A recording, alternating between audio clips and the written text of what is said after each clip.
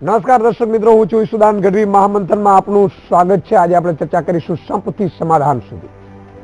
રામ મંદિર ભારતીય રાજકારણનો સૌથી વિવાદાસ્પદ મુદ્દો, જેણે અનેક વર્ષો સુધી બળતામાં ઘી હોમ્યા કર્યું છે.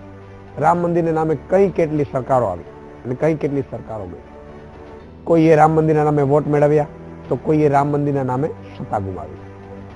રામ મંદિરના રસ્તે જ દિલ્હી સુધી પહોંચી છે ભાજપની સરકાર. તો યુપીમાં પણ સત્તામાં આવ્યા બાદ રામ મંદિર બનાવવામાં અપાયું છે વચન. એક એવો વિવાદાસ્પદ ઢાંચો જે બે રંગે રંગાયેલો છે. એક એવી જમીન જેની ઉપર ત્રણ પક્ષો કરી રહ્યા છે દાવેદારી. અને આ જ ખેંચતાણમાં કેટલાયનું લોહી પણ વહ્યું છે. હજારો લોકોની લાગણીઓ જોડાયેલી છે અયોધ્યાની આ જમીન સાથે. ઉત્તર પ્રદેશ, ગુજરાત અને દેશના અન્ય ભાગોમાં દંગાનું કારણ બનેલો રામ મંદિર વિવાદ ઉકેલવા સુપ્રીમે કરી છે ટિપ્પણી. સંપત્તિ થાય વિવાદનું સમાધાન, એવી છે સુપ્રીમની ઈચ્છા. અને આ સાથે ફરી ઉઠ્યો છે રામ મંદિર વિવાદ. સુપ્રીમની ટિપ્પણીથી ફરી ગરમાયું છે રાજકારણ. સુપ્રીમની આ પહેલ ક્યાંક થઈ રહ્યું છે સ્વાગત, તો બાબરી એક્શન કમિટીને માન્ય નથી સુપ્રીમની સલાહ. શું છે રામ મંદિર વિવાદ? શું રામ મંદિર પક્ષો માટે છે માત્ર રાજકીય મુદ્દો? શા માટે કોર્ટ બહાર સમાધાન ઈચ્છે છે સુપ્રીમ કોર્ટ? શું સમજૂતી છે રામ મંદિરનું સમાધાન? સત્તા છતાં બંધારણીય ઉકેલ ઈચ્છતી મોદી સરકારની આ મુદ્દે શું છે મનસા? આ તમામ મુદ્દાઓ પર મારી સાથે ચર્ચા કરીશું મહામંથનમાં. સંપથી થશે સમાધાન?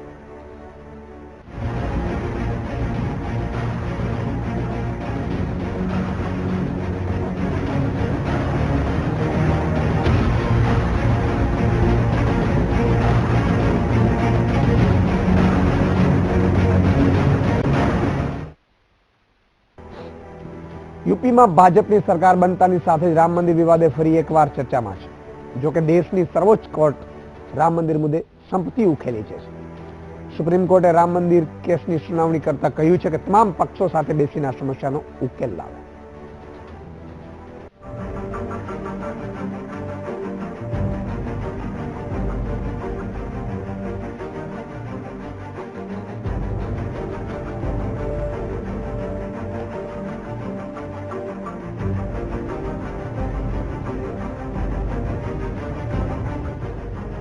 રામ મંદિર એક એવો મુદ્દો જેને સતત દેશના સૌથી મોટા રાજ્યના રાજકારણે આગ આપી છે. ચૂંટણી પૂર્વે જ ભાજપ રાજ્યમાં રામ મંદિર બનાવવાનું વચન આપી ચૂક્યું છે. ત્યારે રામ મંદિર બનશે કેવી રીતે, તેને લઈ અનેક અટકળો ચાલી રહી છે. આ દરમિયાન રામ મંદિર મુદ્દે સુનાવણી કરતા સુપ્રીમ કોર્ટે મહત્વની ટિપ્પણી કરી છે. સુપ્રીમ કોર્ટ ઈચ્છે છે કે રામ મંદિર મુદ્દે કોર્ટ બહાર ઉકેલ લાવવામાં આવે અને આ માટે જરૂર પડે તો તમામ પક્ષો સાથે બેસે.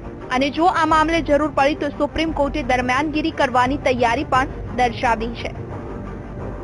રામ મંદિર મામલે સુબ્રમણ્યમ સ્વામી સુપ્રીમમાં અરજી કરી હતી, જેમણે સર્વોચ્ચ ન્યાયાલય સમક્ષ આ મુદ્દે ન્યાયિક દખલગીરીની માંગ કરી હતી. સ્વામીએ કોર્ટ સમક્ષ દાવો કર્યો છે કે ઇસ્લામિક રીત રિવાજ પ્રમાણે કોઈ પણ મસ્જિદને રસ્તા પરથી હટાવી બીજી જગ્યાએ શિફ્ટ કરી શકાય છે, જ્યારે મંદિર એકવાર જ્યાં બને છે તેને હટાવી ન શકે. સ્વામીએ કોર્ટ સમક્ષ આ કેસની ઝડપી સુનાવણીની માંગ કરી હતી. સુપ્રીમ કોર્ટના જસ્ટિસ જે.એસ. ખેહર, જસ્ટિસ ડી.વાય. ચંદ્રચૂડ અને જસ્ટિસ એસ.કે. કૌલની બેન્ચ આ મુદ્દે સુનાવણી કરી રહી છે. કોર્ટનો મત છે કે રામ મંદિર ખૂબ સંવેદનશીલ મુદ્દો છે અને પરસ્પર સહમતિથી તેનો ઉકેલ આવે તેવી વાત કરી હતી. વધુમાં સુપ્રીમે કહ્યું છે કે આ મુદ્દે સમજૂતીથી એવો ઉકેલ આવવો જોઈએ જેથી તમામ અરજદારો અને તહોમતદારોને ખુશી થાય. આ સાથે સુપ્રીમ કોર્ટે જરૂર પડ્યે મધ્યસ્થી નીમવાની રજૂઆત પણ કરી હતી. સુપ્રીમે આ મુદ્દે સુબ્રમણ્યમ સ્વામીને સંબંધિત પક્ષો સાથે વાટાઘાટો શરૂ કરવા જણાવ્યું છે, જે વિશેની વધુ માહિતી તેમણે 31 માર્ચ સુધી કોર્ટમાં રજૂ કરવાની રહેશે. મહત્વનું છે કે કેન્દ્ર સરકારે અગાઉ જ સ્પષ્ટ કરી દીધું છે કે બંધારણની મર્યાદામાં રહીને જ રામ મંદિર બની શકે છે. જો કે આરએસએસ આ મુદ્દે કેન્દ્ર સરકાર કાયદો બનાવે તેવું ઈચ્છે છે. આરએસએસનું માનવું છે કે જો સુપ્રીમ કોર્ટ આ મામલે કોઈ ઉકેલ લાવવામાં નિષ્ફળ રહે તો એનડીએ સરકારે રામ મંદિર બનાવવા માટે કાયદો લાવવો જોઈએ. ત્યારે હવે જોવું એ રહ્યું કે સરકાર હવે આ મુદ્દે તમામ પક્ષોને રાજી કરી શકે છે કે કેમ. Bureau report, VTV news.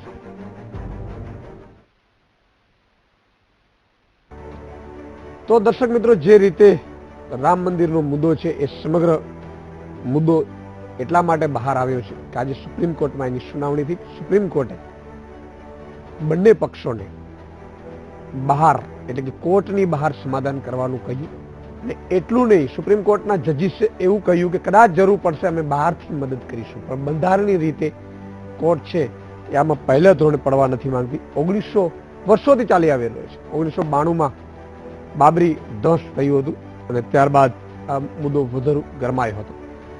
તમામ મુદ્દા ઉપર આજે આપણે મહામંથનમાં ચર્ચા કરીશું. સંપત્તિ થશે સમાધાન. આ મુદ્દે આપણી સાથે જોડાયેલા છે ભાજપના નેતા છે મહેશ કસવાલા, કોંગ્રેસના નેતા હેમાંગ વસાવડા, ઇતિહાસવિદ છે સુભાષ બ્રહ્મભટ્ટ, જમાતે ઇસ્લામી હિન્દના ઇકરામ બેગ મિર્ઝા અને જ્યોતિનાથ મહારાજ સંત શ્રી વડોદરાથી જોડાયેલા છે. તમામ મહાનુભાવોનું મહામંથનમાં ખૂબ ખૂબ સ્વાગત છે. શરૂઆત કરીશું જ્યોતિનાથ મહારાજ આપથી કે જે રીતે સુપ્રીમ કોર્ટે કહ્યું છે કે બહાર એટલે કે કોર્ટની બહાર સમાધાન બંને પક્ષ કરી લે. રામ મંદિર મુદ્દો એ તમામ ભારતમાં સૌથી ચર્ચાતો મુદ્દો, વર્ષોથી ચર્ચાતો મુદ્દો, અને એટલું કોમ્પ્લિકેટેડ મુદ્દો છે કે એના કારણે 2000થી વધુ લોકો મૃત્યુ પણ પામ્યા છે. તમામ બાબતો ઉપર આજે આપણે ચર્ચા કરીશું, પણ મારો તમને સવાલ એ છે કે જે રીતે સુપ્રીમ કોર્ટે બહારથી સમાધાનની વાત કરી છે, શું એ શક્ય છે, અને શક્ય છે તો કઈ રીતે?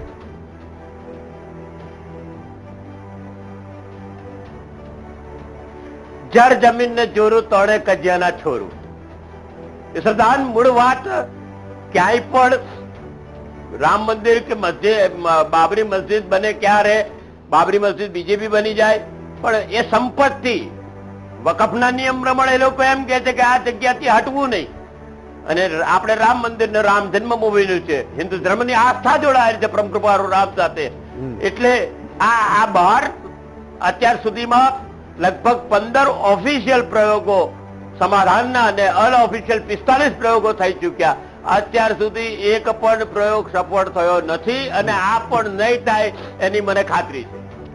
એની ખાતરી છે. મહેશ કસવાલા ભાજપના નેતા પણ આપણી સાથે છે. મહેશભાઈ, જે રીતે સુપ્રીમ કોર્ટે આજે જે રીતે આદેશ આમ તો કર્યો છે, નહીં આદેશ એ રીતે કર્યો છે, ટિપ્પણી કરી છે કે ભાઈ બંને બહાર જો કરી લે સમાધાન તો સારી વાત છે, શું કહેશો?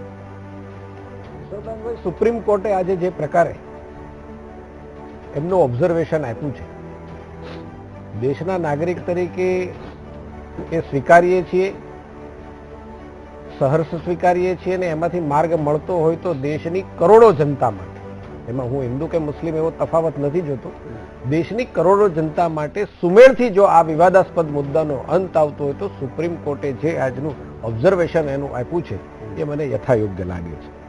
સુપ્રીમ કોર્ટે આ મુદ્દાને સંવેદનશીલ અને ધાર્મિક આસ્થા સાથેની વાત કરી છે.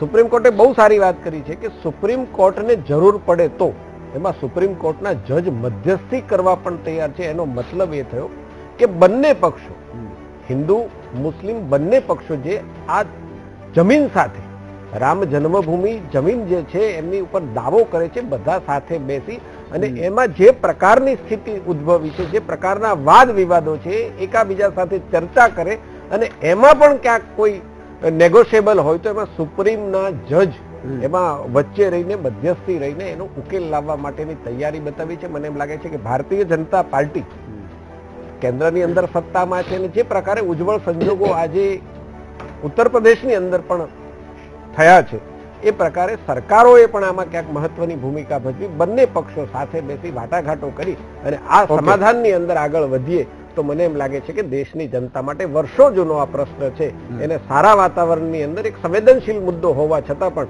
બંને ધર્મના એ કઈ રીતે શક્ય છે કે નહીં એના ઉપર પણ આપણે તમામ બાબતે ચર્ચા કરવાની. ઇકરામ બેગ મિર્ઝા સાહેબ આપણી સાથે, જમાતે ઇસ્લામી હિન્દના. ઇકરામ સાહેબ, જે રીતે વાત થઈ, આ શક્ય છે ખરું? જો આ વસ્તુ જે છે, જ્યારથી આ ઇસ્યુ ઉભો થયો છે ત્યારથી ઘણી વખત મહારાજે પણ કીધું કે 45 વખત આ બાબતે કોર્ટની બહાર જે છે આ બાબતે ચર્ચા થઈ ચૂકી છે, પણ ચર્ચાની રીતે જ થાય છે કે દાવોમાં એ ના હોય કે ભાઈ આ વસ્તુ અમારી છે તો અમારી જ વાત માનવાની હોય. બીજી જે પહેલા આઉટ ઓફ કોર્ટ જે ચર્ચાઓ થઈ છે એમાં આ રીતે જે થયું છે ને નેગોશિએશન, એ માટે જ ફેલ થયા છે.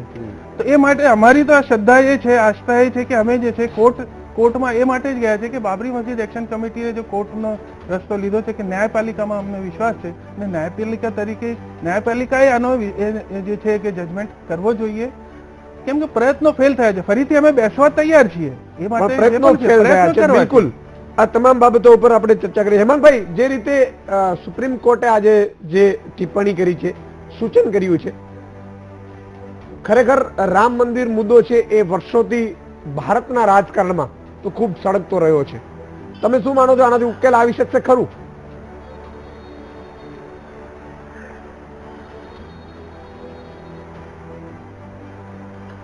સૌથી પહેલી વાત હું આપને કહું કે સ્વર્ગસ્થ રાજીવજીએ શિલાન્યાસ કર્યો રામ મંદિર બનાવવા માટેનો.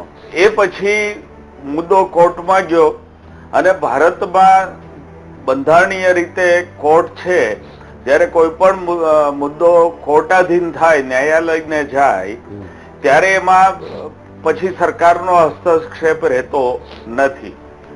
જે રીતે જજે, સુપ્રીમ કોર્ટના જજે મારા જેવા ઘણા બધા લોકોની ધારણા બારોબાર જે સમાધાન કરી લેવાની સલાહ આપી કે ટિપ્પણી આપી અને મધ્યસ્થી કરવાની તૈયારી બતાવી, એ મને સમજાણું નહીં કેમે કરીને.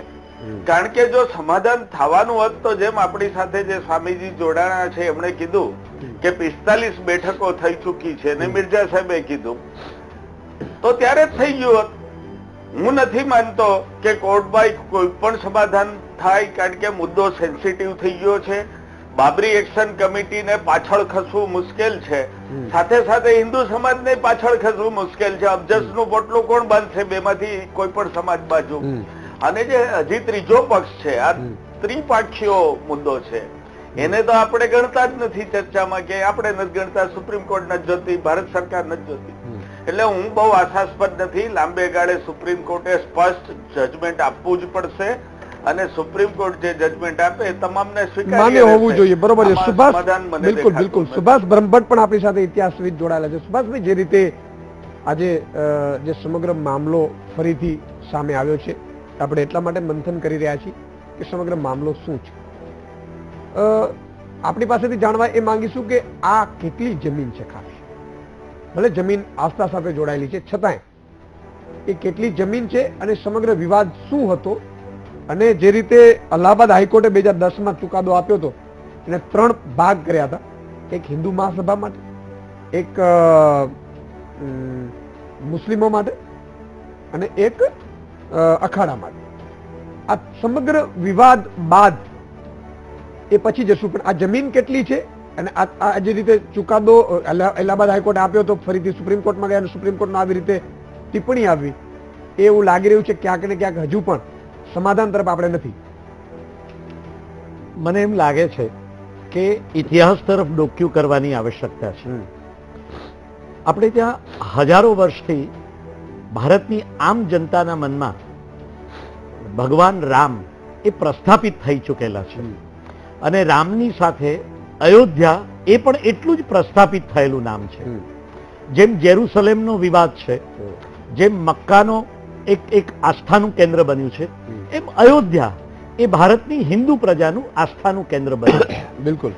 એટલે આ સ્થળે ભૂતકાળમાં જે કંઈ થયું હોય તે, પણ આર્કિયોલોજીકલ સર્વે ઓફ ઇન્ડિયાનો રિપોર્ટ સુપ્રીમ કોર્ટ બરાબર ધ્યાનમાં લેશે અને એ સુપ્રીમ કોર્ટ એ આર્કિયોલોજીકલ સર્વે ઓફ ઇન્ડિયાના રિપોર્ટ્સને બરાબર ચકાસે અને એ ચકાસ્યા પછી એ જુએ કે સૌથી પહેલું અસ્તિત્વ કોનું હતું આ સ્થળે, ક્યારે કોણ આવ્યું, કોણે શું કર્યું, કોણે શું બંધાવ્યું, આ બધી બાબતોની પૂરી ચકાસણીની આવશ્યકતા છે. અને હું એમ માનું છું કે આર્કિયોલોજીકલ સર્વે ઓફ ઇન્ડિયાનો જે રિપોર્ટ બહાર પડ્યો છે એ રિપોર્ટ બંને પક્ષે એકવાર જોઈ જવો જોઈશે. જો સમાધાન કરવાનું આવે એ સમાધાનની અંદર એવું આર્કિયોલોજીકલ સર્વે ઓફ ઇન્ડિયાના રિપોર્ટમાં બતાવવામાં આવ્યું છે કે 11મા સૈકામાં અહીંયા આગળ મંદિર હોવાના પુરાવા આપણને મળ્યા છે. જે કંઈ ખોદકામ કરવામાં આવ્યું છે એ ખોદકામમાંથી હિન્દુ મંદિરના અવશેષો મળેલા છે અને 16મા સૈકા પછી બાબરના સેનાપતિએ અહીંયા આગળ એક નવી મસ્જિદ બંધાવી. એટલે આ બંને બાબતો, સૌથી પહેલી જગ્યા કોની હતી, કોણ એનું માલિક છે અને પછી કોણે કોના હાથમાંથી લીધી, આ બધા બહુ મોટા, એક મિનિટ, આ બધા બહુ મોટા વિવાદના મુદ્દાઓ છે. હું એ પોતે વ્યક્તિગત રીતે એવું માનું છું કે આર્કિયોલોજીકલ સર્વે ઓફ ઇન્ડિયાનો આ રિપોર્ટ બંને પક્ષે બરાબર સમાધાન પહેલા ચકાસી લેવો પડશે અને ચકાસણી કર્યા પછી જ આપણે કોઈ પણ એક તારણ પર સમાધાન માટે આગળ વધી શકીએ તે અત્યંત આવશ્યક છે. સુભાષભાઈ, કેટલીક અંદાજે જમીન હશે, અંદાજે ખરું? એનો કોઈ મને પોતાને અંદાજ કદાચ 1.5 થી 2 વીઘા જેટલી પણ જમીન. હું એવું માનું છું કે અલ્હાબાદ હાઈકોર્ટે પૂરો અભ્યાસ કર્યા પછી આ મુદ્દે 2010માં જે ચુકાદો આપ્યો ને એ ચુકાદો ખરેખર તો સ્વીકારી લેવા જેવો હતો એ વખતે, પણ એ વખતે એ સમાધાન ન શક્ય બન્યું અને સુપ્રીમ કોર્ટ સુધી જવાનો વારો આવ્યો. ખરેખર તો અલ્હાબાદ હાઈકોર્ટે બહુ ડાપણપૂર્વક વિચારીને એક ત્રણેયને સોંપ્યું હતું. વાત સાચી છે, છતાંય હિન્દુ મહાસભા અને મુસ્લિમ વકફ બોર્ડ એ સુપ્રીમ કોર્ટમાં ગયા હતા. જ્યોતિનાથ મહારાજ, જે રીતે આપણે વાત થતી હતી કે વર્ષોથી તમારે કહ્યું કે 45 બેઠકો થઈ, હજી સુધી સમાધાન નથી આવ્યું. સામાન્ય રીતે રામ મંદિર એ જગ્યા છે, પણ જે રીતે રામ મંદિરની નીજ જગ્યા એ મુસ્લિમો અને હિન્દુ બંનેને જોઈએ છે. હવે એક ફૂલ છે એ બંને એ લઈ ન શકે. શું રસ્તો નીકળી શકે અથવા તો નીકળવું જોઈએ?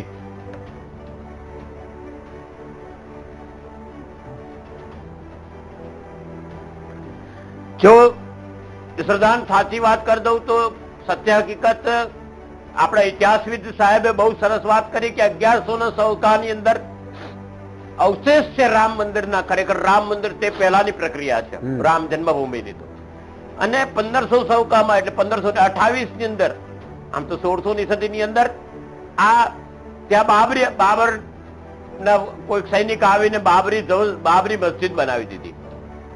આ ત્યાર પછી 1949 થી અત્યાર સુધી સતત આપણે કોર્ટમાં લડતા રહ્યા. અત્યાર સુધી કેટલાય ખુવાર થઈ ગયા. હિન્દુ ધર્મની પ્રતિપાલક 6 ડિસેમ્બરના રોજ આપણે બાબરી ધ્વંસ થઈ અને ધ્વંસ થયા પછી ત્યાં ટેમ્પરરી ઢાંચો તૈયાર થયો રામ મંદિરનો. હવે મજાની વાત એવી છે કે આ પ્રક્રિયાની અંદર ખરેખર મુસ્લિમ સમાજે સ્વીકારવું જોઈએ કે આ મૂળ જમીન, આ જેવી રીતે કહેતા હતા કે જગતની અંદર જેટલા હિન્દુ છે, જેટલા સનાતન ધર્મના વંશજો છે, તે દરેક સનાતન ધર્મના વંશજોની આસ્થાનું પ્રતીક છે અને તે અસ્થલિત છે, એને કોઈ હિસાબે બદલી શકાય નહીં. એટલા માટે આ જગ્યાનું મહત્વ ઘણું બધું છે. હા, મસ્જિદની વાત કરી તો આજે ઘણા બધા સ્ટેટમેન્ટો આવ્યા છે અને મસ્જિદની દુનિયામાં તો એવું પણ છે કે જે કોઈ પણ જગ્યાએ 45 દિવસથી વધારે સમય નમાઝ ન પડાઈ હોય તે મસ્જિદ રહેતી નથી.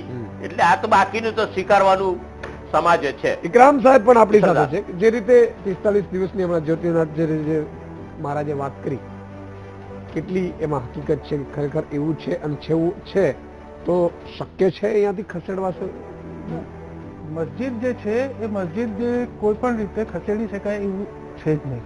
મસ્જિદમાં જે છે કે મસ્જિદ નમાઝ તમે ના પઢો, નમાઝ જે છે, નમાઝ 1949 સુધી જ્યારે મંદિરમાં મૂર્તિઓ રાખવામાં આવી ત્યાં સુધી નમાઝ ચાલુ રહેતી હતી. 1528 થી અત્યાર સુધી એવા પુરાવાઓ છે કે નમાઝ થતી જ હતી. જયારે એ થયું ને આ કાનૂની લેવલે, કાનૂનને લો એન્ડ ઓર્ડર ને મેન્ટેન કરવા માટે સેન્ટ્રલ ગવર્મેન્ટે જે છે કે મસ્જિદને તાળા લગાવ્યા, એના પછી નમાઝ જે તાળા લગાવેલી મસ્જિદ હોય તો નમાઝ પર પ્રવેશવા જ દેવામાં ના આવે તો નમાઝ કઈ રીતે થઈ શકે? પ્રવેશવા દેવામાં આવે તો મસ્જિદમાં નમાઝ થઈ શકે, પણ એવું કોઈ એવું નથી કે મસ્જિદો બંધ હોય તો એમાં નમાઝ મસ્જિદ રહેતી નથી. મસ્જિદ તો જ્યારથી ધરતી છે, ધરતીથી પાતાળથી આકાશ સુધી મસ્જિદની જગ્યા છે, મસ્જિદ માટે જ છે. નહીં, પણ એ કદાચ સપોઝ કે ના, શરીયતમાં એવું કશું એવું છે જ નહીં. મસ્જિદ જે છે અલ્લાહનું ઘર છે, એ મિલકત અલ્લાહની થઈ જાય છે. જયારે મસ્જિદ કોઈ પણ પ્રોપર્ટી મસ્જિદ માટે જમીન ખરીદવામાં આવે છે, મહારાજજી મારી વાત સાંભળીને પછી આપ બોલો, આપણે બંને સાથે બોલીશું તો મારી વાત પૂરી થઈ જવા દો. મસ્જિદ જયારે કોઈ પણ મસ્જિદ બનાવવામાં આવે છે ત્યારે મસ્જિદની પ્રોપર્ટીને વકફ કરવામાં આવે છે અને વકફ જે છે અલ્લાહના નામે કરવામાં આવે છે. કોઈની પ્રોપર્ટી નથી હોતી, એ ઈશ્વરની, પ્રભુ ઈશ્વરની પ્રોપર્ટી હોય છે અને એમાં મસ્જિદ એ નમાઝ માટે જ એ સ્પેશિયલી કરી દેવામાં આવે છે. જયારે નમાઝ જબરદસ્તી બંધ કરવામાં આવે ને પછી બહાનો કહેવામાં આવે કે ભાઈ અમે નમાઝ 45 દિવસથી નથી થઈ તો મસ્જિદ રહેતી નથી, એવું નથી. મસ્જિદ જયારે રેકોર્ડ આવી ગઈ છે એ તો ઈશ્વરના રેકોર્ડ ઉપર આવી ગઈ છે કે જગ્યા મસ્જિદ માટે છે. ને કોઈ પણ ફેસલો જે છે એ જ્યોતિનાથજી, આસ્થાના બોલો, બોલો. હિસાબે ના થવું જોઈએ. જ્યોતિનાથ, મને એક વસ્તુનો જવાબ આપો ઈશ્વરદાન. હું હા. એમને એક વસ્તુ પૂછું. હું એક વસ્તુ એમને પૂછું છું કે કોઈ પણ જગ્યાએ વકફ કરી હોય તે કોઈની સંપત્તિ લૂંટીને વકફ થાય ખરી? વકફનો નિયમ બોલે. અમે એ માટે કોર્ટમાં ગયા છીએ. કોર્ટ જે ફેસલો આપશે અમે માન્ય રાખીશું. અમારા પાસે પુરાવા છે. પુરાવા અમે ક્યાં મૂક્યા છે? 42,000 પેજના પુરાવા છે અમારા પાસે. નિયમમાં એવું છે કે હરામની જગ્યા પર ના, મસ્જિદ ના, ના હરામ થઈ નહીં. શકે. એ તમે કહો એટલે તો દાદાની આસ્થાના નામે ના થઈ જરૂર છે શકે દરેકે. ફેસલો. ન્યાયપાલિકા જ્યાં છે ત્યાં કોન્સ્ટિટ્યુશન છે. કોન્સ્ટિટ્યુશનને જે હકો આપ્યા છે એ મુતાબિક અમે ફેસલો કરવા માંગીએ છીએ. આપ સાબિત કોર્ટ સાબિત કરશે કે આ મસ્જિદની જગ્યા નથી. તમે માનવા માટે તૈયાર છીએ. હું નથી કહેતો ઇતિહાસકાર આપણી સાથે બેઠા છે. નહીં, નહીં, ઇતિહાસકાર છે. હવે એમને સાથે ઇતિહાસકાર સાથે અત્યારે ચર્ચા નથી કરવી. અત્યારે ઇતિહાસમાં જવાની કોઈ હવે પણ નથી. હિસાબે કોઈ પણ દિવસ વકફ થાય નહીં. વાત જે ચાલી રહી છે એ લો, હવે સુપ્રીમ ઇતિહાસમાં કોર્ટે જે જવું, વાત પહેલા કીધી છે ઇતિહાસ કે આવો ભાઈ છો. લોકોએ બહાર જઈને 1950 ફેસલો પહેલાનો કરી લેવો ઇતિહાસ તમે જોઈએ. કહો છો. કેવી રીતે શક્ય છે આ વસ્તુ? ના ના ના ના ના, સુપ્રીમ ના, કોર્ટનો જે આ નિર્ણય વાત છે ખોટી અમે સુપ્રીમ કોર્ટ જે છે પોતાની જવાબદારીઓથી જે છે એ છટકવા માંગે છે. એ ફેસલો કરો. અમે તો કહી દે સુપ્રીમ કોર્ટને ડે ટુ ડે ચલાવે. ઇકરામ સાહેબ, જે મુદ્દો આપણો એ ડે ટુ છે, ડે ચલાવીને કોર્ટનો એનો નિર્ણય લે. કેમ એ બહાર જઈને સુભાષભાઈ, નિર્ણય કરાવવાની વાત સુભાષભાઈ. કરે છે? કેમ કે નિર્ણયો જે છે એ 45 વખત એવો બેઠકો થઈ ચૂકી છે અને નિર્ણયો પર આપણે પહોંચી નથી શક્યા. તો આ માટે જ કોર્ટમાં ગયા છીએ. નહીં, પણ એ મુદ્દો મેં એ જ કહ્યું ને, એટલા માટે હું તમને બંનેને સાંભળી રહ્યો હતો. મને એવું આવી લાગી રીતે રહ્યું તો હતું કેવી એક રીતે ફૂલ પહોંચાય છે, પ્રભુ? તમે તો હું જ નહીં પહોંચતા તો.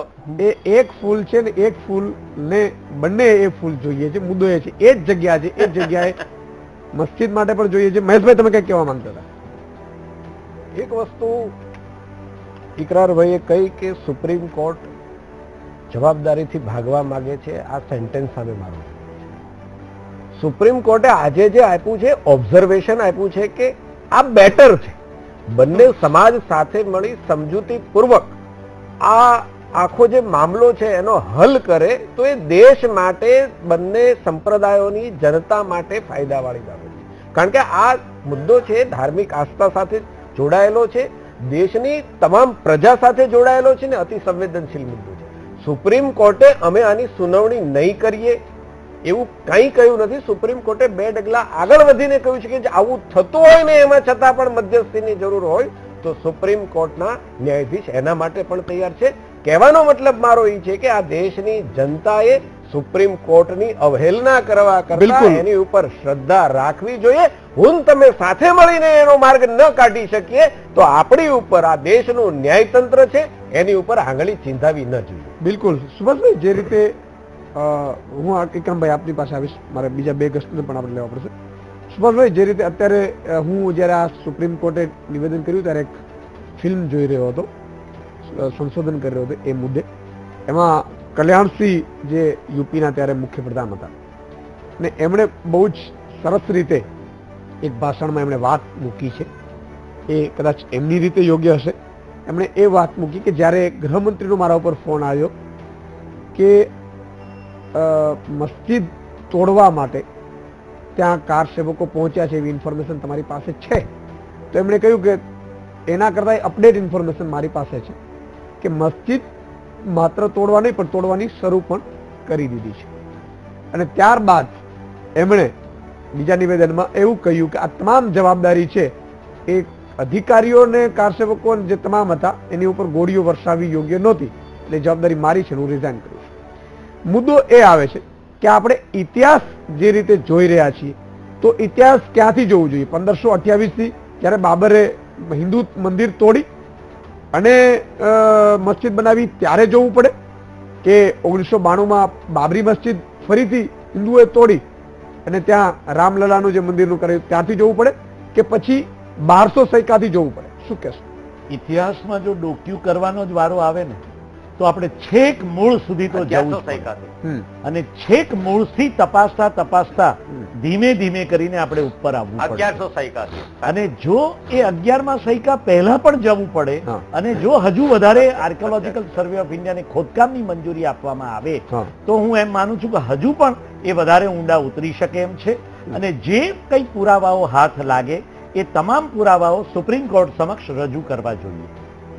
બિલકુલ હેમંતભાઈ, જે રીતે મેં હમણાં વાત કરી, તમારો શું મત છે કે જે નિર્ણયો છે એ નિર્ણયો ક્યાંથી લેવા પડે, એ તમામને નિર્ણયો માન્ય પણ હોવા જોઈએ, પછી શું કહેશો?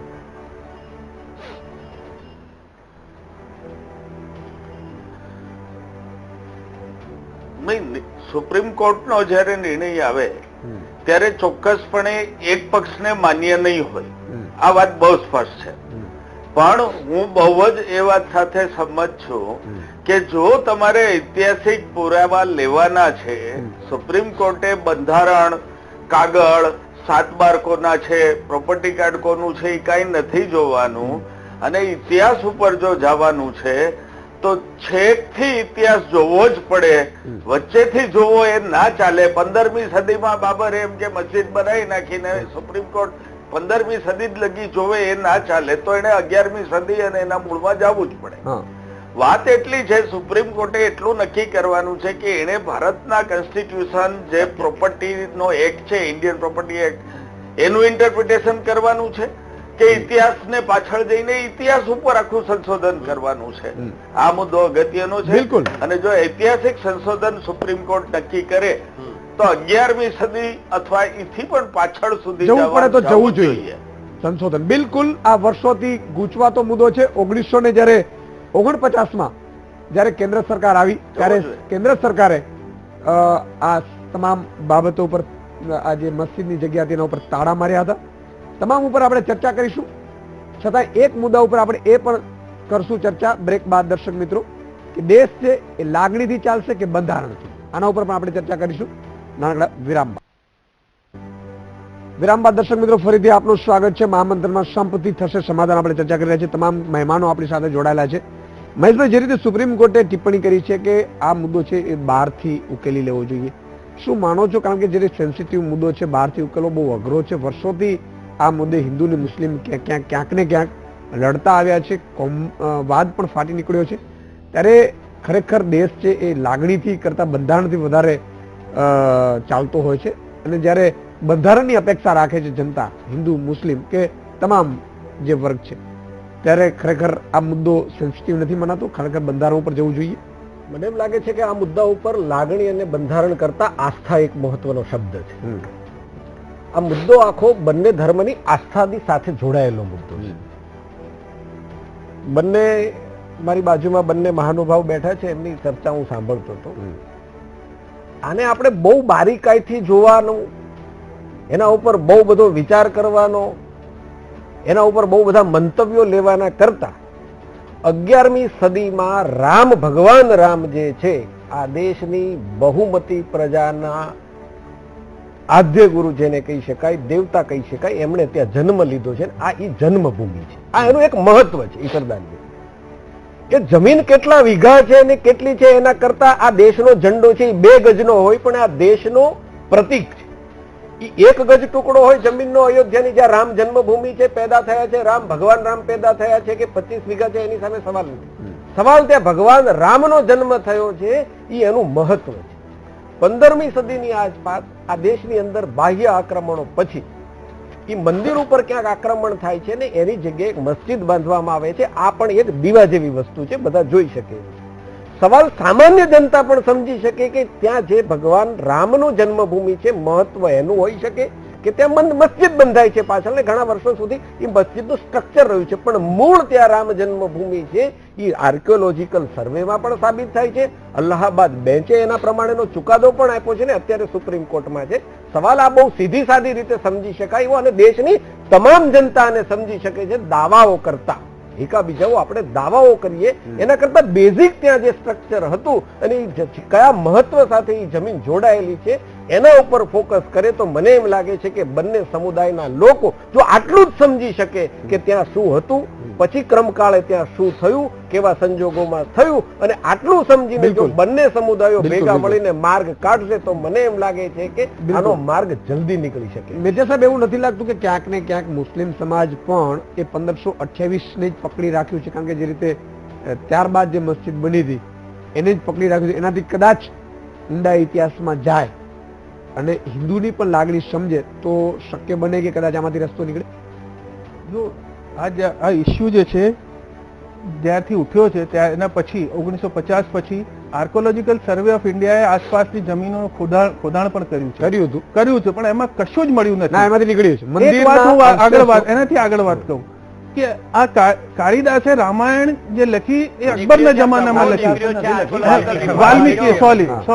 વાલ્મીકીએ લખી, તો એમાં પણ કોઈ જાતનો એવો ઉલ્લેખ નથી કે આ જે છે એવું નથી ને કોઈ પણ ને પ્રોપર્ટી. એટલા માટે મિર્ઝા સાહેબ એટલા માટે કે મેં રામાયણ મહાભારત બહુ વાંચેલું છે અને એટલા માટે હું તમને આપને કારણ કે ઇતિહાસ સાથે આપણે થોડું એની ચર્ચા કરીએ તો એ યોગ્ય નહીં લખે, પણ તમે આગળ વાત કરી શકો. પણ જયારે આપણે કોઈ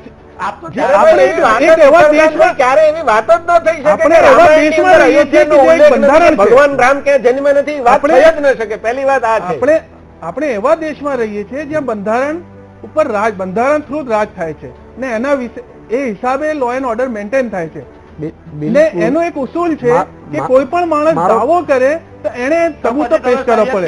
અમારા પાસે એવા એ છે, રેવન્યુ રેકોર્ડ હોવું જોઈએ, ટાઇટલ ક્લિયર હોવું જોઈએ, એ બધી વસ્તુઓ છે. અમે એ માટે જ કહીએ છીએ. નેગોશિએશન માટે અત્યારે કોર્ટે કીધું છે તો એના માટે અમે તૈયાર છીએ. મારો પ્રશ્ન એ હતો, હું આવું છું મહારાજ આપની પાસે, લેકિન મારો મિર્ઝા સાહેબ પ્રશ્ન એ હતો કે એવું ન લાગે કે તમામ મુસ્લિમ સમાજે પણ 1528 પહેલાનો ઇતિહાસમાં પણ જવાની જરૂર હતી અને એમાં કદાચ રામ મંદિર હોય તો એ લાગણી સમજી જવાની જરૂર હતી, એવું નથી લાગતું?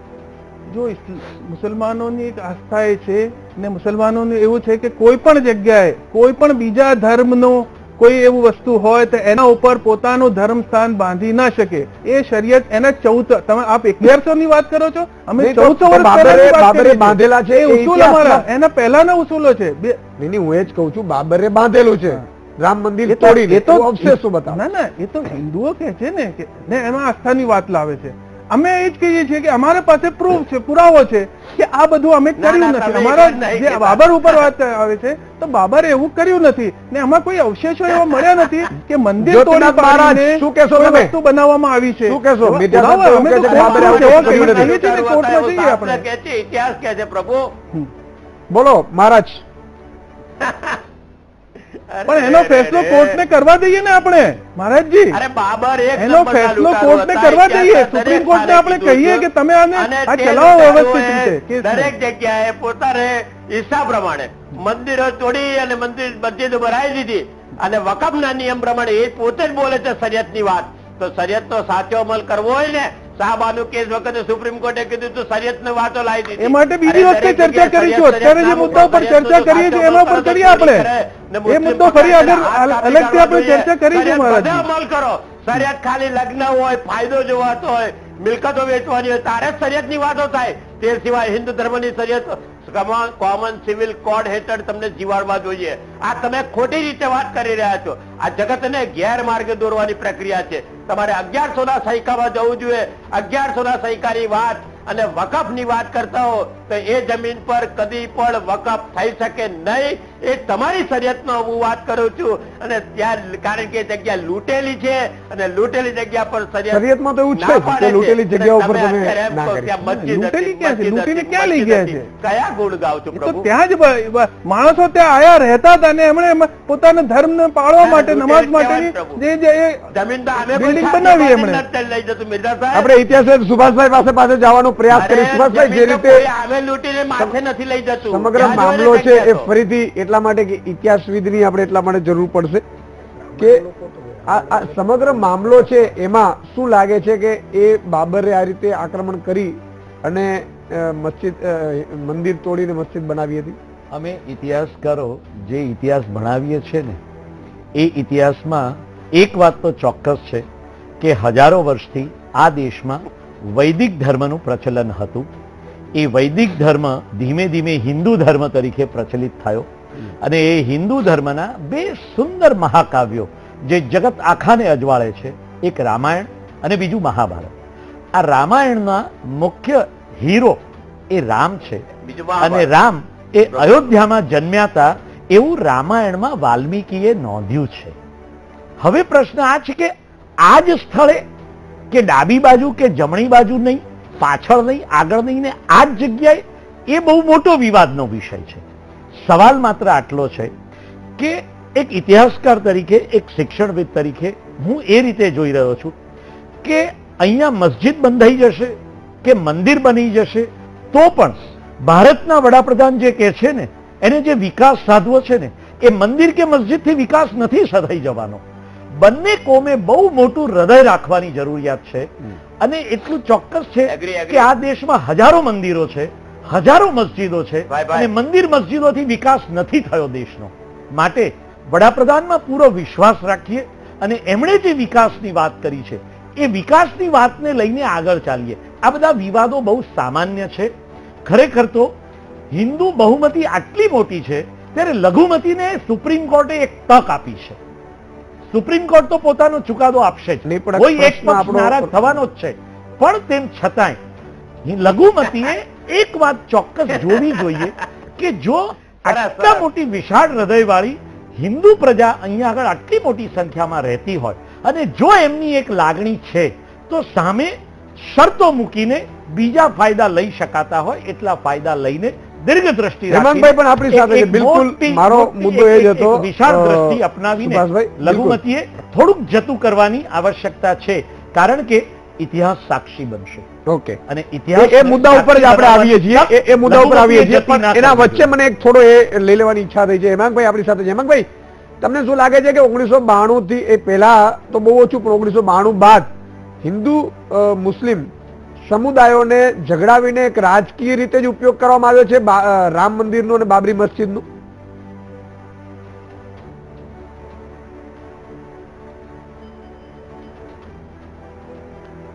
ઈસુદાનભાઈ, બે વાત છે. આપના પ્રશ્ન સાથે હું એકદમ સંમત છું કે મતોનું રાજકારણ ઉભું કરવા, ગ્રાસરૂટ મજબૂત કરવા અમુક ચોક્કસ સંસ્થાઓએ અથવા વિચારવેન વ્યક્તિઓએ આ વિવાદને પેટ્રોલ છાંટીને કે ઘી નાખીને વધાર્યો છે. મારી મિર્ઝા સાહેબને એક વિનંતી છે કે આ દેશમાં હિન્દુ મુસ્લિમ ભાઈઓ તરીકે રહે છે ને રહેવાના છે. અમે મોટા ભાઈ છીએ, અમારે આ જગ્યા જોઈએ છીએ. આપ આપી શકો છો? સમગ્ર હિન્દુ સમાજ વતી કાયદો ભૂલી જાઓ, ઇતિહાસ ભૂલી જાઓ. અમારી આ લાગણી છે મિર્ઝા સાહેબ ને, આપ આ કરી શકો છો? આપ જો કરી શકો તો સામે મોટો ભાઈ તમને શું કરી દે એ આપ ખુલ્લા દિલે કયો અને આ પ્રશ્ન પતાવો. મિર્ઝા સાહેબ, બિલકુલ બહુ અગત્યની વાત છે. વિનંતી કરું સુભાષભાઈએ પણ કીધી, કે એમના હેમાંગભાઈએ પણ વાત કરી છે, અને બીજા બે મહેમાનો પણ મહારાજ અને મહેશભાઈ પણ એ બાબતે સહમત હશે કે એક દાખલો ખરેખર બેસાડવાની એટલા માટે જરૂર છે કે હિન્દુ મુસ્લિમ છે એ બંને ભાઈ ભાઈ છે, બંને એક જ દેશના સંતાનો છે, એટલે કે માના સંતાનો છે. ત્યારે આપણે એક વસ્તુ ઉપર, કારણ કે આમ જોતા તમે અલ્લાહ અને ભગવાન પણ એક જ છે, ત્યારે એવું ન થાય કે એકે બતાવવું પડે ખુલ્લા દિલે કે વાત સાચી છે, ચલો અહીંયા કદાચ માની લો કે હિન્દુ માનતા હોય અને આપીને મોટો દાખલો બતાવી અને બીજા દેશોને પણ એનો ઉદાહરણ આપી શકાય કે જુઓ અમે ભાઈચારો નિભાવ્યો છે. સંસ્કાર તો એ શીખવાડે છે કે મોટા ભાઈઓ નાના ઉપર ઉપકાર કરે છે. મોટા ભાઈઓ જે છે નાનાઓની જે તમન્નાઓ છે એને પૂરી કરે છે, પણ આ ઉલટું કરે છે ને. આ મારું ઘર જે છે એ મારું ઘર તો હું આપી શકું કે ભાઈ મોટો ભાઈ પણ માંગે તો આપી શકું, પણ આ મારા પોતાની એકલાની આ વસ્તુ નથી. આ વસ્તુ જે છે એ આખા ધાર્મિક રીતે આ સેન્સિટિવ વસ્તુ છે ને. એમાં એક 60 વર્ષથી આ ઇસ્યુ ચાલતો આવ્યો છે ને. એમાં એ માટે જ અમે કહીએ છીએ કે આ વસ્તુ જે છે કોર્ટ થ્રુ જ એનો ફેસલો થવો જોઈએ. તો જે કોર્ટ ફેસલો કરશે એને અમે માન્ય રાખીશું. જે પણ ફેસલો આવે, આપવાનું કોર્ટ કે છે તો અમે આપવા માટે તૈયાર છીએ, પણ એને આ રીતે જ થવું જોઈએ. મેજોરિટી ને માઇનોરિટી એ રીતનું તો ના જ હોવું જોઈએ. આ રીતે મિર્ઝા સાહેબ એક મુદ્દો એ પણ ઉઠે જ છે કે આપવા માટે કદાચ કોર્ટ એટલા માટે જ કદાચ ડરતી હોય છે, અથવા તો સેન્સિટિવ મુદ્દાને કોર્ટ છે એ પહેલા સમાધાનની તક એટલા માટે જ આપી છે. મહેશભાઈ આપણી સાથે છે. મહેશભાઈ, જે રીતે સમગ્ર મામલે કોર્ટ જે રીતે મતલબ સૂચન કર્યું છે, એ સૂચનનો અર્થ એ જ નીકળે છે કે બંને ધર્મની લાગણી ના દુભાય, બંને ધર્મને એક મોકો મળે અને શાંતિથી સમજૂતી કરે. જરૂર પડે તો ચીફ જસ્ટિસ પણ એમાં સાથે, એટલે કોર્ટની બહાર બેસવા માટે, સમજાવટ માટે, મધ્યસ્થી કરવા માટે હાજર છે, એવો ટિપ્પણી કરી છે. ત્યારે આનો અર્થ એ જ નીકળે છે કે કોઈએ દિલદાર બનવું પડશે. સરદારભાઈ, મને એમ લાગે છે કે બધાનો સુર એક છે કે કોર્ટ જે કહેશે એ ફેસલો આપણે સ્વીકારીશું. કોર્ટે આજે એક ઓબ્ઝર્વેશન એવું આપ્યું છે કે કોર્ટને સામેલની જરૂરિયાત પડે તો તમે એમને કોર્ટને સામેલ કરો, બાકી તમે બંને પક્ષો, એવી શક્યતા એમને જણાય છે કે બંને પક્ષો ભેગા થઈને આ કરી શકે એમ છે. હું તમે બધા જ અહીંયા બેઠેલા સમજીએ છીએ કે કોર્ટ કોના આધારે ચાલે. આ દેશની સુપ્રીમ કોર્ટ છે તો એ શેના આધારે આ જજમેન્ટ આપશે? આર્કોલોજીકલ સર્વે, અલ્હાબાદ કોર્ટે આપેલા કેટલાક એવિડન્સો, બંને પક્ષોએ કેટલાક એવિડન્સો આપ્યા છે, એને આધારે આપશે. હું એમ કહું છું કે કોર્ટની પહેલા નાના ભાઈ ને મોટા ભાઈ સાથે મળીને સાચું શું છે, દૂધનું દૂધ ને પાણીનું પાણી શું છે, એ આપણે કરીને એકાબીજાનું મન જીતીને આ ફેસલો ના આપણે આપણી જાતે આ નિર્ણય લઈ શકીએ.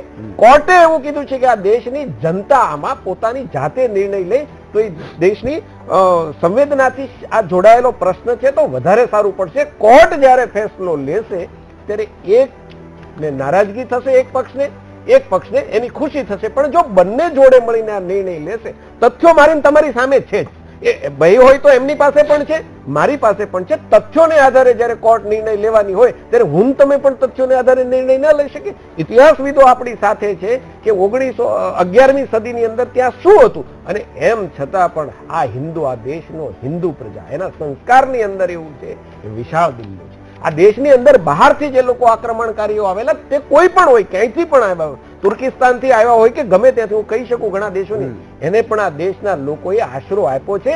તો મને એમ લાગે છે કે આ દેશના હિન્દુ લોકો એટલા બધા સંકુચિત નથી કે એમને ન્યાય નહીં આપે, પણ બે ડગલા બંને સાથે આવી અને આની સામે મોટો મન રાખી અને વાતચીત કરવા માટે આગળ આવવું પડશે.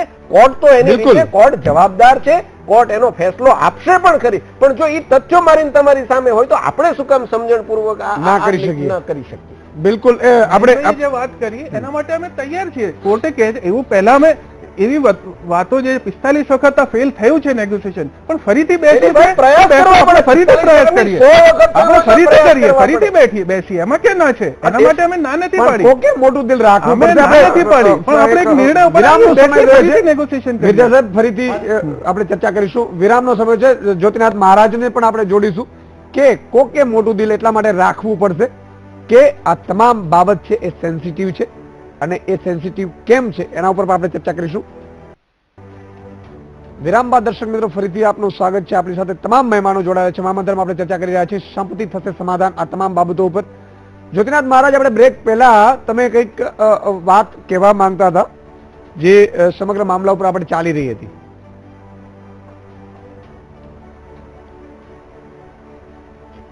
ઈશ્વરદાન, ખરેખર વાત એવી છે પ્રભુ કે હંમેશા મુસ્લિમ લો બોર્ડ અત્યાર સુધી 1528 થી આગળ જવા તૈયાર નથી, કોઈ વાત સમજવા તૈયાર નથી. 1100 ના મુદ્દાને ક્યાંય પણ મગજમાં ન લેવું એવું મગજમાં ગાંઠ વાળીને બેસી ગયું છે સમાજ. સમાજનો મતલબ એવો થાય કે જેની અંદર સમજ હોય ને તે સમાજ કહેવાય. આ તો સમજ જ નથી તો સમાજની ક્યાં વાત કરવી? આ બહુ અઘરી વાત છે. કારણ કે જ્યારે જમાનામાં તમે મોટા ભાઈ નાના ભાઈની વાત ચર્ચા કરતા હતા, મને જરાક વિચિત્ર લાગ્યું કે જ્યારે તમે દાદા પરદાદા જોશો તો મોટા ભાગેના મુસ્લિમ લોકોના દાદા પરદાદા તો હિન્દુ હતા, અને હવે તમે અત્યારે આ બધી સુફિયાની વાતો કરો, કયા હિસાબે?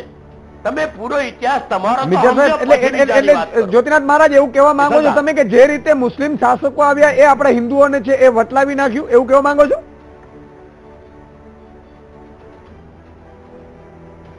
આ કબૂલ છે ને, આ વસ્તુ 100% સાચી છે. ઇતિહાસ ગવા છે એનો. ઇતિહાસકાર આપણી સાથે છે, પૂછી શકો છો તમે એને.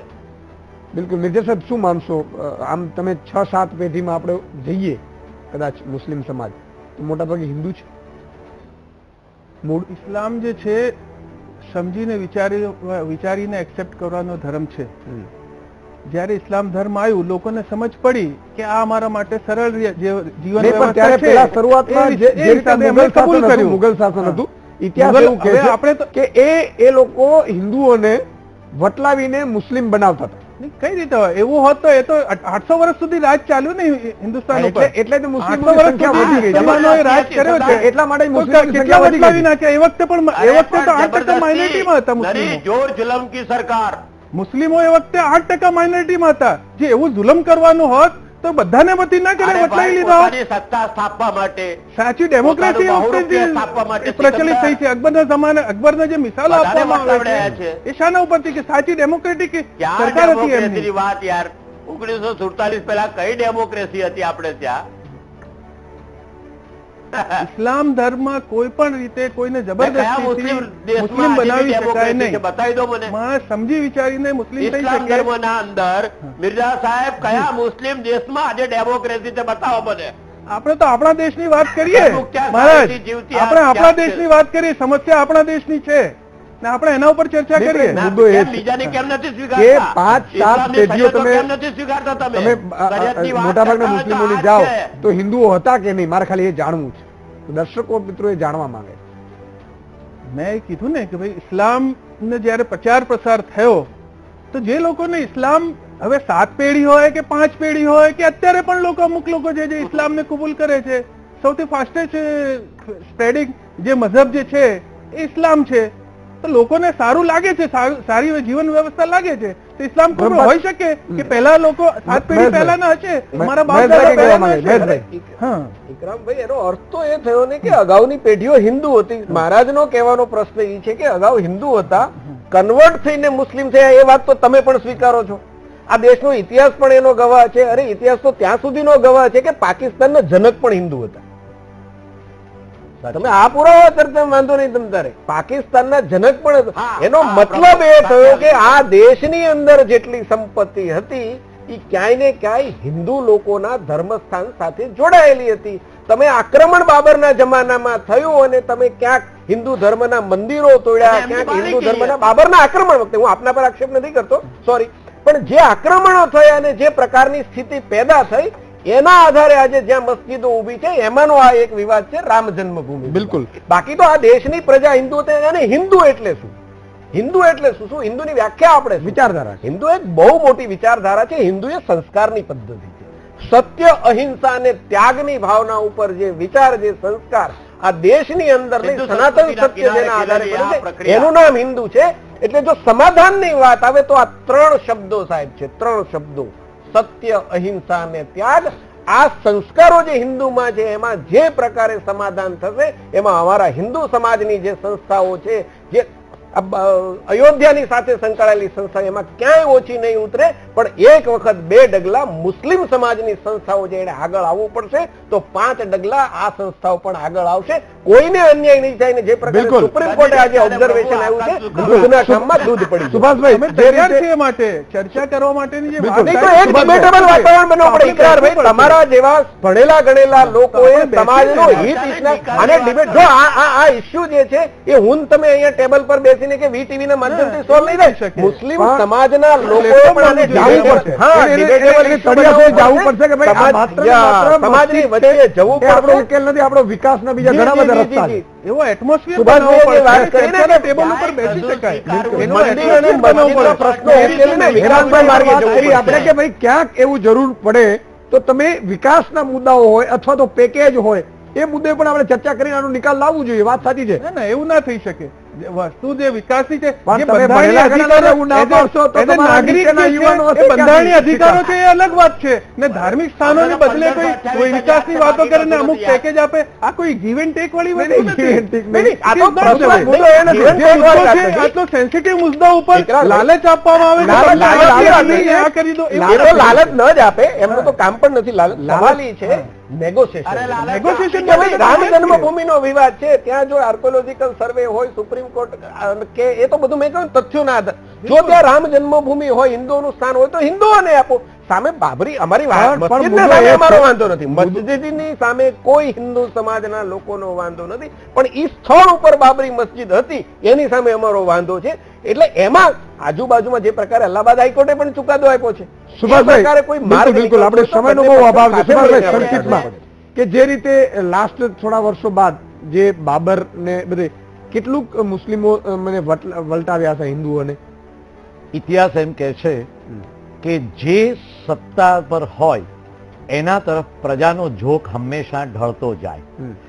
એ વર્ષોમાં રાજકીય લાભો ખાટવા માટે, કેટલાક રાજ્ય તરફથી જાહેર કરવામાં આવેલા લાભો મેળવવા માટે, અને ક્યારેક અકરમભાઈએ કહ્યું એમ કેટલાક સારા મુદ્દાઓ સ્વીકારીને ઘણા લોકોએ ઇસ્લામ ધર્મ અંગીકાર કર્યો એવું બિલકુલ. ઇતિહાસ કહે છે. બિલકુલ અને બિલકુલ એ સાક્ષી બને છે કેટલાક મુદ્દાઓ અને એને કારણે સમયનો આપણે અભાવ છે, ત્યાં, સુભાષભાઈ. સંખ્યા પણ મારે- પ્રમાણમાં વધી ગઈ. પણ મારો એક છેલ્લો મુદ્દો હું આપને કહી દઉં કે જો આપણે સમાધાન પર બેસીને જો આ મુદ્દાઓની ચર્ચા નહીં કરીએ અને માત્ર સુપ્રીમ કોર્ટના નિર્ણય પર આધારિત થવા જઈશું હા. તો યાદ રાખજો જે પક્ષને અન્યાય થશે એ પક્ષ દ્વારા આ દેશમાં અશાંતિ ફેલાવવાનો પ્રયત્ન થશે. કરાશે, બિલકુલ કરાશે, બિલકુલ. તમામ મહાનુભાવો, કારણ કે મારી જોડે સમયનો અભાવ છે, નહીં તો હું જ્યોતિનાથ મહારાજ અને હેમાંગભાઈનું પણ છેલ્લા કોમેન્ટ્સ લેત. પણ ખૂબ ખૂબ આભાર તમામનો, સુભાષભાઈ, મહેશભાઈ, હેમાંગભાઈ, ઇકરામ સાહેબ, જ્યોતિનાથ મહારાજ, તમામનો ખૂબ ખૂબ આભાર. દર્શક મિત્રો, જે રીતે આ તમામ મહામંથનમાં આપણે ચર્ચા કરી કે સંપત્તિ સમાધાન, તો ખરેખર આ રસ્તો એટલા માટે સુપ્રીમ કોર્ટે છેડ્યો છે કે કદાચ કોઈ પણ એક પક્ષને પુરાવાના આધારે જો નિર્ણય અથવા તો સુનાવવામાં આવે તો એક પક્ષને અન્યાય થાય એવી શક્યતા હોય અને એના કારણે અશાંતિ ઊભી થઈ શકે છે. અને એટલા માટે જ સુપ્રીમ કોર્ટે આ રસ્તો એક અખ્તિયાર કર્યો છે. પરંતુ સવાલ એ છે કે ભગવાન અલ્લાહ, અકબર કે જે પણ ભગવાનનું માનતા હોય, જે રીતે ભગવાન રામ છે એ જ રીતે અલ્લાહ છે. ભગવાન એક છે પણ એના રૂપ અનેક છે. અને એના કારણે અત્યારે પૃથ્વી ઉપર રહેલા જે માનવો છે એ ઝઘડી રહ્યા છે. સૌથી મોટી કલંકિત વાત ભગવાન માટે પણ કહી શકાય. ભગવાનના જ જે પ્રજા છે એ ભગવાનની મૂર્તિઓ માટે, સ્થાન માટે લડી રહી છે અને વર્ષોથી ચાલી આવે છે. ત્યારે આ મુદ્દે તમામ પક્ષોએ, જે ત્રણે ત્રણ પક્ષો છે, એને આગળ આવી બે ડગલા અને એક એવો નિર્ણય સામેથી લેવો જોઈએ અથવા તો લેવાની જરૂર છે કે જેના કારણે બીજા દેશોએ અથવા તો બીજા રાજ્યોએ શાંતિ પ્રસરે એટલું નહીં, બીજા દેશો પણ એનો દાખલો બેસે. અત્યારે બસ આટલું જ. ફરીથી મળીશું, ત્યાં સુધી મને રજા આપો.